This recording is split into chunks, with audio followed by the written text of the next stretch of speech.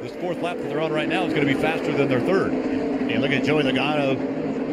Had to get underneath Hamlin, getting in the inner loop, and had all four tires on that left side curve. Look how loose he got. Was able to maintain control, still had the preferred position, was able to keep his momentum up.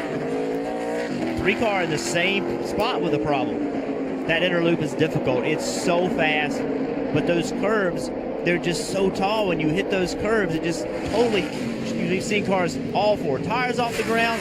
Yesterday, this was the trouble spot in the Xfinity race, so I expect it to be with the trouble spot again today. Austin Dillon in the 3 was running 17th before that spin in the bus stop.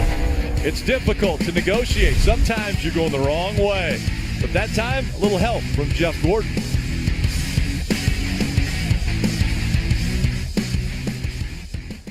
Drivers that have been as good as anyone at road courses, Jeff Gordon and Tony Stewart, 17 wins on the road courses between the two. The rest of the field today, 13 wins between them.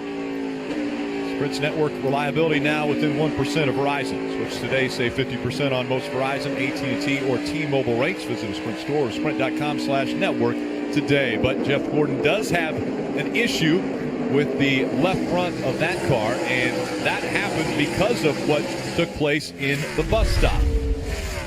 Austin Dillon. Yeah, they're starting to enter. You see Casey Mears and Austin Dillon side by side. Jeff comes in and gets into the back of the 3 car. I think just what happened to the drivers, and he was running 18th, Jeff Gordon, before this happened. So this damage is without a doubt hurting him. He's all the way back to 25th now. And Jeff, like a calm veteran, the only thing Jeff Gordon said on the radio was nose damage, and then he came on and said, obviously we have no front downforce. Greg Ives has kind of been leading the charge. Travis Mack, the car chief, also working on a piece to go on that left front of the car when the 88 does come to pit road. Now, one of the things they do here, and now all the teams do it, is Greg Ives went around the car this morning with his cell phone and took pictures everywhere on the car. So he knows exactly what pieces need to go on that car, so he knows what it looked like before. He's been walking around showing everybody his cell phone and showing them the pictures of how they need to fix the damage and where that needs to go. So a little thing you crew chiefs do, Steve, you take pictures of the car so you'll know how to fix it if indeed it does get damaged during the day. Well, you just know that in these races, as fast as these courses are, mistakes are going to happen, and that was a big mistake by Jeff Gordon getting into the back of the 3. I agree with you, Jeff, that the 3 was checked up, but that's major damage. That's a lot of downforce loss, and you've talked, Rick, about how fast this racetrack is. That downforce is really going to affect you. You might be able to get away with it at Sonoma, but not here at Watkins Glen. And as we're looking here, look at Matt Kenseth is in second now, and A.J. Allmendinger's moved up to third, so some changing around in the top 5. Coming to pit road to work on the front of that car. Marty? They're going to put on right side tires and obviously spend most of the time trying to fix that left front. Travis Mack, the car chief, out there with a hammer trying to get the part pushed down a little bit so they can put the piece on the repair piece that they wanted to. When we talked about Greg Ives using his cell phone, he was showing pictures from the car this morning and also pictures he took from our coverage to show the team the damage. So they have bare bond actually going on now. They're going with that instead of the overall piece that they made for the left front, and they're trying to make sure that bare bond stays on. If they can get this to work, it might be the only repair they need to make. But they do have that piece sitting here in case they need to slap it on there, and they're going to put on left side tires here and see if this will be a good enough repair for that 88 car. And Marty, the 88, Greg Ives doing a great job, not worrying about, you see way more than the limit, 6 crew members over pit wall, because they pitted when pit road was closed. So they already have a penalty of tailing the longest line. But this is very unique about Watkins Glen. Pace laps here, Rick, well over 3 minutes. Take a deep breath. You don't have to be in the same rush you would be at Bristol or Martinsville or Richmond, a normal short track. Take a deep breath, repair it to the best of your ability. You have more time here than basically any track we go to. Allmendinger, and what he saw as the 17 slid right by him.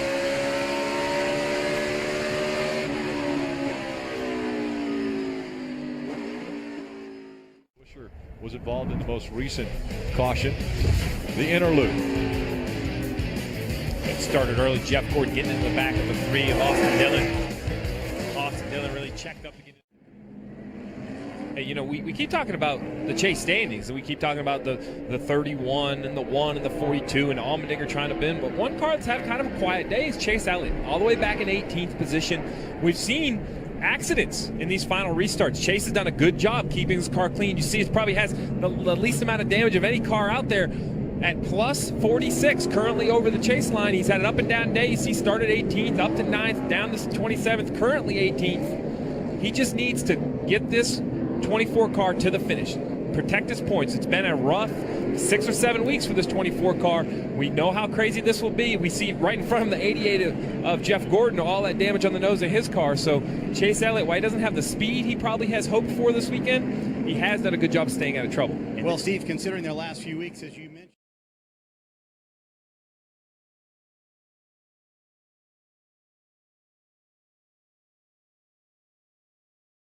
race, hopefully another great Cup race today. And like you said, a lot of upcoming news for Michigan. And Once they go back green. yeah, the radio is probably the number one concern. It's usually on the left side. You could have a penalty, so it's very hard to change that, that call mid pit stop. As we see the 19 of Carl Edwards is trying to join his Joe Gibbs teammate Kyle Busch in the front two. He's attacking the 88 of Jeff Gordon. Jeff Gordon trying to hang on to that second spot as Carl Edwards, who had won the pole but had fallen back, now fighting for that second spot. Saw the 88 drop to the bottom. I thought he dropped to the bottom just to try to make sure he could get by Clint Boyer. Clint Boyer was in the top, and he just did get it done. You see Carl putting a little pressure on him, but we're going to see that all day long. We're going to see how slower cars impact what the cars do that are trying to pass them. You have to time that right. It looked like to me that's what Jeff Gordon was doing, but then he entered turn 3 on the high side. But see the 19. We'll see what line he runs through turns 3 and 4. Up high again, big wobble.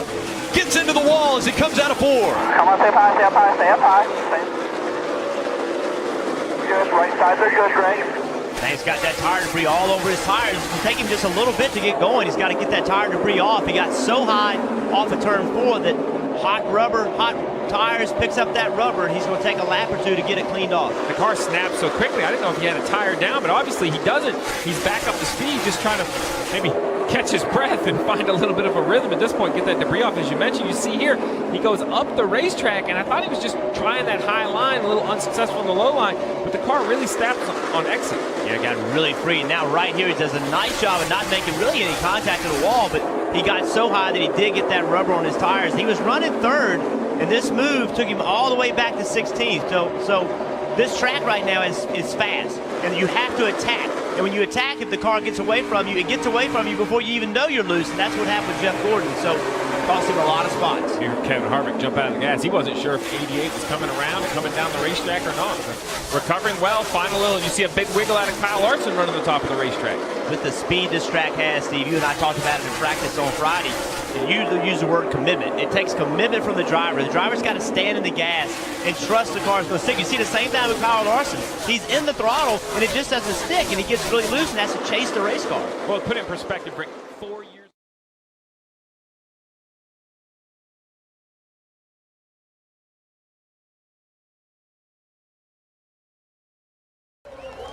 You know it's a throwback weekend when Greg Brady goes into full Johnny Bravo.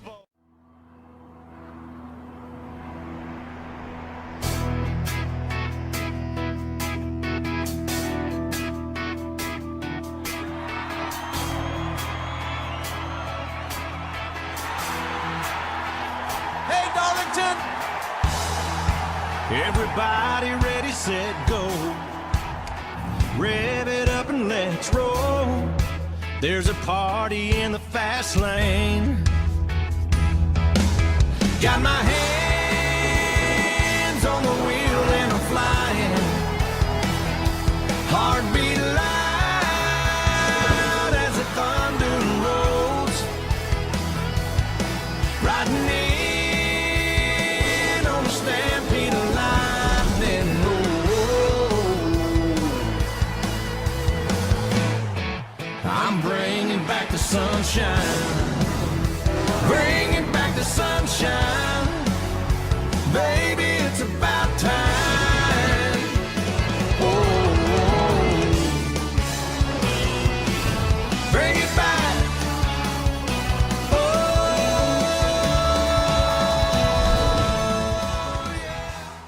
yeah. In motorsports, please welcome your Grand Marshals 2017 NASCAR Hall of Fame inductees, Mark Martin, Rick Hendrick, Richard Childress, accompanied by CEO of Bojangles, Clifton Rutledge. Drivers, start your engines.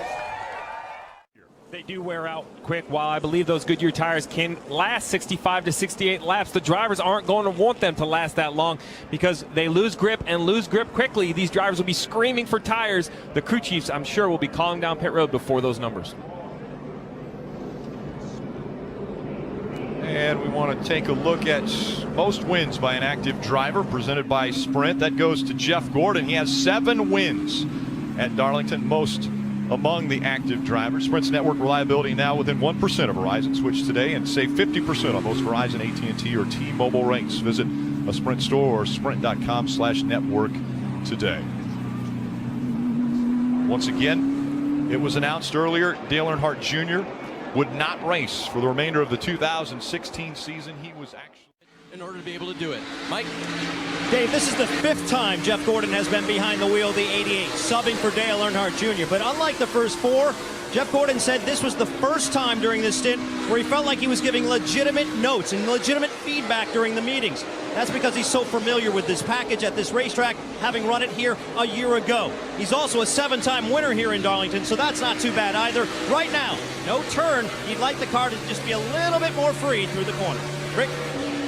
And we're looking at Jeff Gordon in the driver's seats. But right now it's Kevin Harvick who's really in the driver's seat, leading the Southern 500.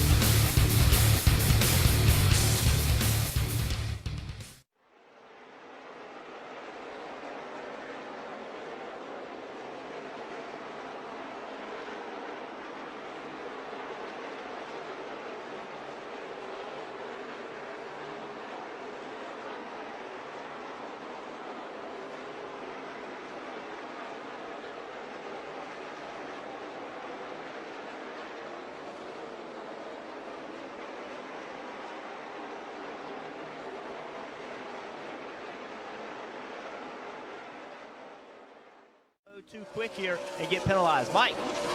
Jeff Gordon on pit road, and during the course of that run, Jeff, he said he just lost rear grip. They're going to go to work on the chassis, a wedge adjustment on the right side, a 4-tire change for Gordon, trying to give him that grip he needs to get back on the lead lap. Marty? And potentially making a little bit of an adjustment there to the body right there. And so they are having them come back in. Now it's time to bring in Ken Squire, Ned Jarrett, and Dale Jarrett. Not only legends, but all Hall of Famers. Guys? Well, thank you very much. It's always wonderful to be in Darlington. They're all great races when you talk about the NASCAR Cup events. But when you come here to Darlington, this place at this time is a real treasure chest. With all of this moving back through the years, bringing in people like these 2 gentlemen here, veterans of this speedway. Dale Jarrett, you know well, as a 3-time winner, and this fella is just incredible as far as I'm concerned. Great Ned Jarrett, one of the best broadcasters in the game. Gentlemen, what have we say? What, 101 laps completed so far before we got a caution? Rare Pretty here good at race. Darlington. Yeah, Very, very rare here at Darlington. Most of the time, because of the close quarters, basically a one-groove racetrack, you're going to have drivers touching each other or cutting each other off or whatever the case might be, and cautions come out. But they've been driving well tonight. The cars are handling good, I guess, is one way that they've been able to avoid those spinouts. Yeah, we've seen a couple of scrapes with the wall, but very, very minor. And as slick as the track is, I would have expected more. But that caution came at a time that really put a lot of people in a very precarious position. Some had to take the wave around. So this restart is going to be quite exciting, I believe.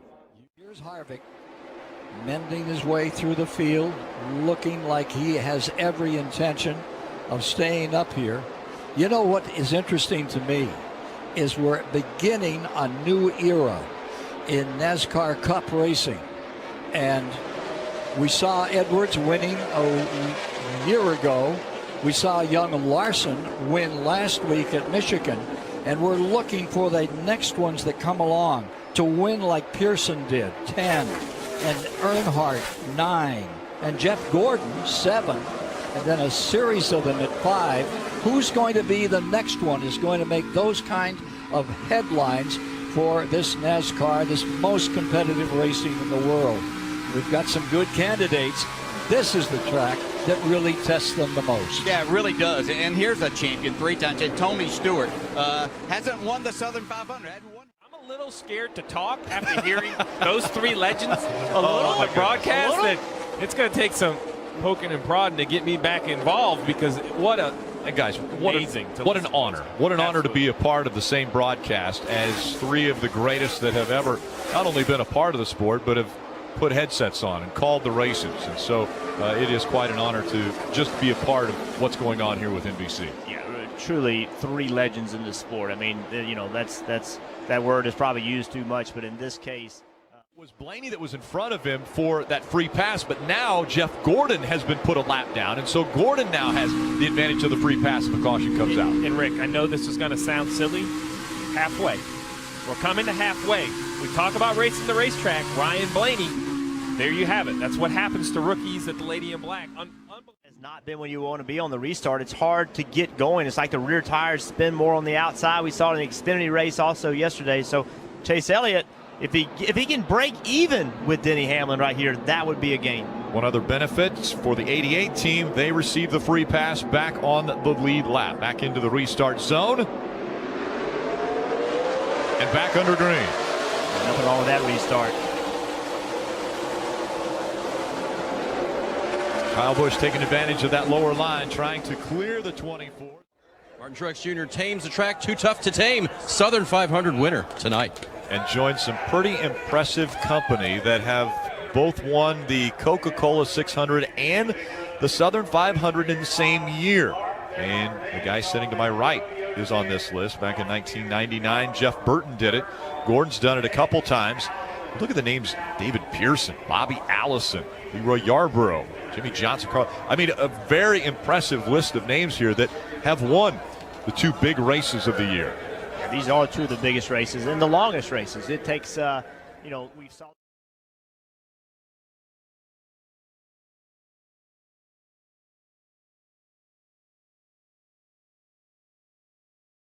And the cars beginning to move up into a very unique display here that they're doing because of Fan Appreciation Weekend. It is the 4-wide salute to the fans. Rarely see such an impressive sight. 10 rows deep, 4 abreast. All for the fans here in Richmond, and a great turnout at Richmond International Raceway tonight as we get ready for the final race before the chase. Fans have played such a big part of this sport. They're so loyal, so dedicated, so committed. Look at the pit crews holding up the signs. Thank you, fans. Really neat one. All up and down pit road. The crews standing on pit road wall as they go 4 wide in front of the grandstands. All right, can the nerves get any higher for the drivers that are on the bubble? No. They might get higher as things progress during this race, but I've been in this situation. It is stressful. Even if you have a 22-point lead, you've been in racing a long time. You know things can happen. You know things out of your control can bite you. So, no, none of these drivers that are racing for this chase are relaxed by any means. Let's listen into the 2-car and the 2 teams' radio communications.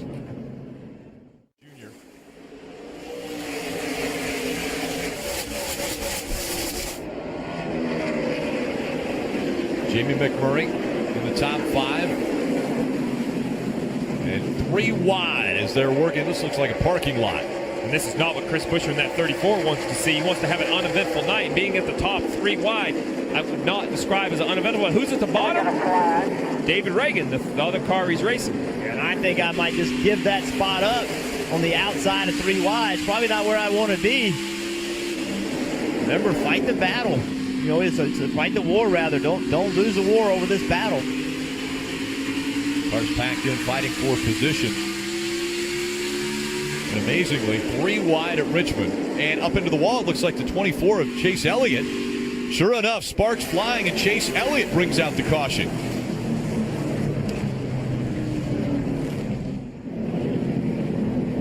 This will be a verdict for Chris Buescher. I believe he's the first car lap down, so I think he'll get the free pass. Remember, I mentioned earlier, unless something catastrophic happens to the 24 of Chase Elliott, he should be in. But this potentially could be that problem that they did not want to see. You see right here, the 31 gets down inside the 88, catches him in the corner panel, forces the 88 up into his teammate, the 24. And you see right here, Tony Stewart squeezes through the middle, but that contact must have cut the left front tire down. It took a couple laps, but here he is down the front stretch, past the start-finish line, that white and green car. You see it spark, and that's a pretty decent hit to the right side suspension. And the other concern, Rick, is not only does he have a flat tire, but with no interliners, he's dragging suspension off to get back to pit road. You see the 88 of Jeff Gordon, he just acted like Ryan Newman wasn't there and turned left on him. Ryan Newman really did anything wrong. It's just Jeff Gordon came down aggressively getting into one. So the 88 of Jeff Gordon got into the 24 of Chase Elliott.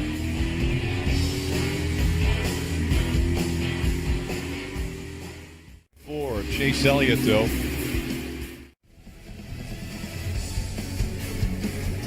Listening to team communication for the 88 car.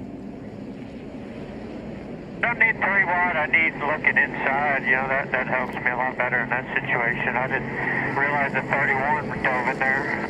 Yeah, he dove in there late. I didn't think he was going to go there. As soon as I saw him going down there, I started calling him there. And that was spotter coverage presented by Liberty Mutual Insurance, helping drivers worry less. TJ Majors talking with Jeff Gordon. Yeah, and so TJ Majors, very experienced spotter on the roof. Jeff Gordon, obviously a very experienced driver. Remember, this is only the 6th race that TJ and Jeff have worked together. So obviously TJ had an opinion on what was going on. Jeff needed different information. When it comes to spotter and driver, the cadence, how you say it, how direct you are, very little things can make a difference. It seems like they're working out the bugs with only 6 races. Kelly?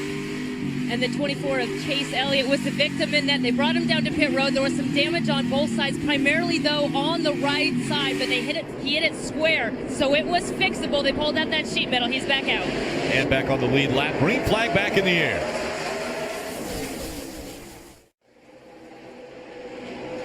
'88 of Jeff Gordon just in front of Kevin Harvick. Jeff Gordon's worked himself into the top 10. We keep talking about this car moving forward. We talked a little while ago about Jimmy Johnson struggling so bad, and also the 5 of Casey Kane. We saw the trouble that Chase Elliott had earlier. The highlight of the Hendrick night right now is Jeff Gordon. And you wonder, the 88, Jeff Gordon driving for Dale Earnhardt Jr., you know, it was kind of open-ended how long he would be in the car, but now the schedule has been determined. Alex Bowman's in for the majority of the races. Jeff Gordon is going to be in for 3 more races. I wonder if that limited schedule allows Jeff to maybe take a deep breath and prepare a little bit more for those races. He talks about being out of the car so much, he needs to actually prepare more to be competitive, running very well tonight. And also picking the races that he really wants to run. Remember, he retired. He retired for a reason. You know, he didn't. I think if you said you have to run Talladega, he'd say no, right? He wants to run the kind of races that he wants to run, the tracks that he really enjoys. So Dale Earnhardt Jr. making the decision, and his doctors that, hey, I'm not going to run the rest of the year, allowed them to lay the schedule out that best suits Alex Bowman and Jeff Gordon as this year winds down. Battling in second, but Jeff Gordon back in 6th. He's trying to get up there and go with him. You know, this is I think the best we've seen Jeff Gordon run on this 88 car. You know, he's come back, he's talked about how difficult it was at some of these tracks, this being a little bit smaller track or maybe a little bit more just driver feel, and he's doing a great job currently running the 6th position, trying to get up and battle with this 78 of Martin Truex as he works on the 19 of Carl Edwards. Remember, Jeff Gordon's scheduled to run Martinsville coming up. I believe he did pretty well the last time he was at Martinsville.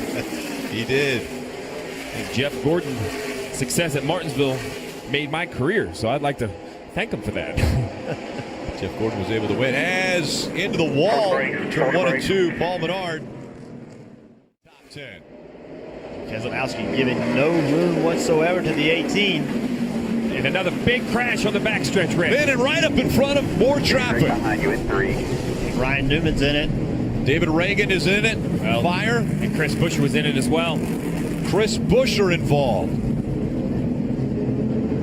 The 83 of Dylan Lupton up on top of the 31. The Fire underneath the hood of the 23.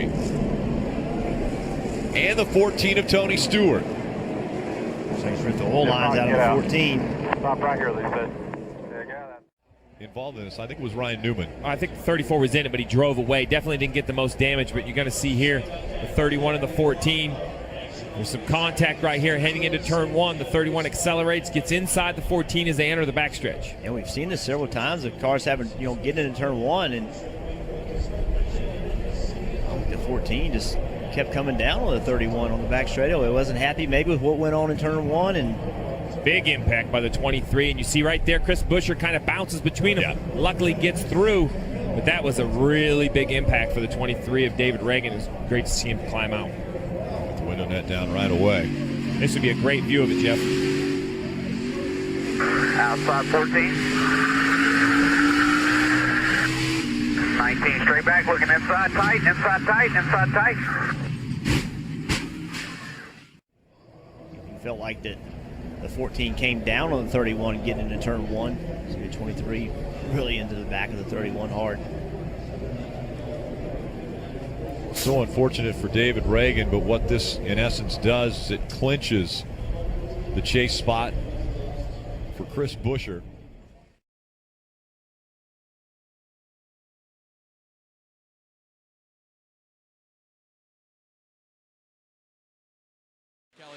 Jeff Gordon is a 5-time winner here at Dover. When I asked Greg Ives what a success would be today, he said a win. It would be awesome. It would be great with any driver, but to go to victory lane with Jeff Gordon would be pretty cool. But Jeff Gordon reporting that it feels like there's thousands of pounds of airs in those tires. They made an air pressure adjustment to try to help him out last time down pit road. Dave, and look who's right behind Denny Hamlin, about to put Denny Hamlin a lap down. Race leader Martin Truex Jr. Martin Truex Jr. about to lap the 9th place car. And Denny Hamlin, he does, and now he'll set his sights on Jeff Gordon, who's running 8th. Truex Jr. out front, 120 laps led already. We go NASCAR nonstop.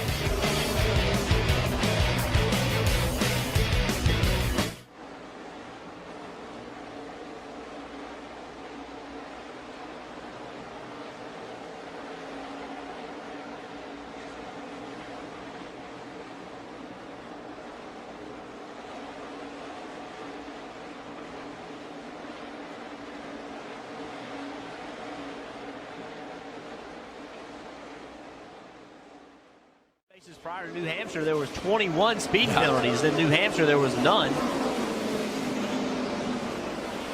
Here comes the 48s. Making their way onto pit road. They definitely don't want to have a speeding penalty or any more problems, as they have already put themselves in a little bit of a hole trying to dig out of it.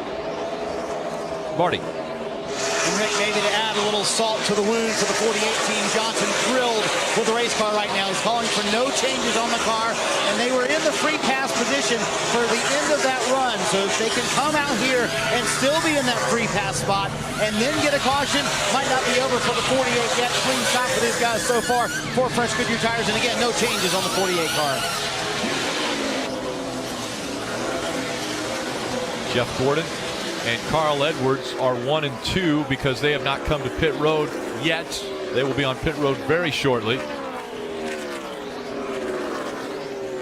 The 23 getting caught for speeding on pit road, so David Reagan gets a pit road speeding penalty. Again, Jeff Gordon leading in the 88, but still has to come to pit road and will be doing so here pretty soon as he sees Chase Elliott go by. This team really doesn't have anything to lose. They're not racing for a championship or anything. If they can stay out and try to catch a caution, and currently there's only 4 cars on the lead lap, be in a position to make something happen. Why not go for it? Why not try something?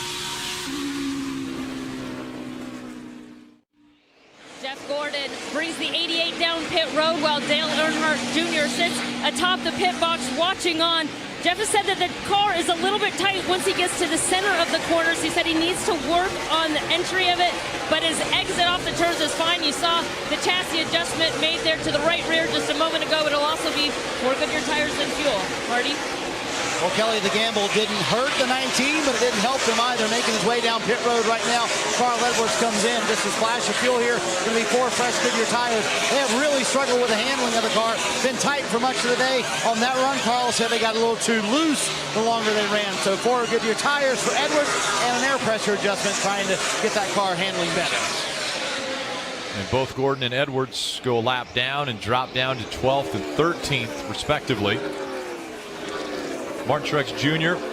back on point, and a 9-second lead over Kyle Busch, about where it was.